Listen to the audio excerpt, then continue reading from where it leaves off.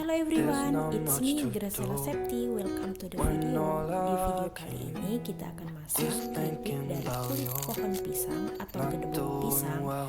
Dan kali ini yang masak ibuku. Pertama-tama kalian potong-potong seperti ini.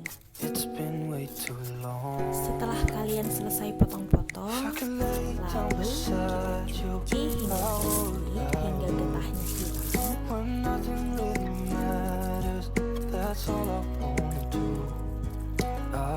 Selanjutnya proses cutting atau proses pengambilan kulit ari dari pohon batang pisang tadi, seperti ini teman-teman.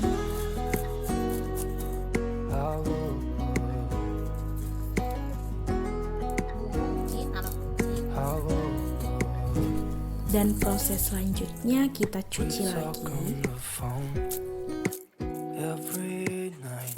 Setelah selesai dicuci, lalu kita tiriskan. Selanjutnya kita siapkan tepungnya, 3 sendok tepung beras dan 3 sendok tepung tapioka. Lalu 1 bungkus roiko secukupnya.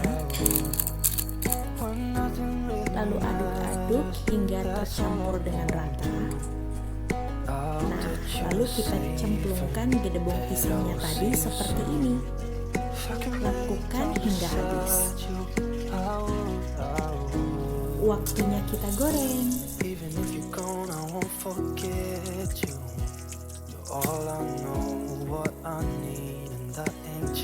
Gunakan api sedang agar tidak gosong ya teman-teman.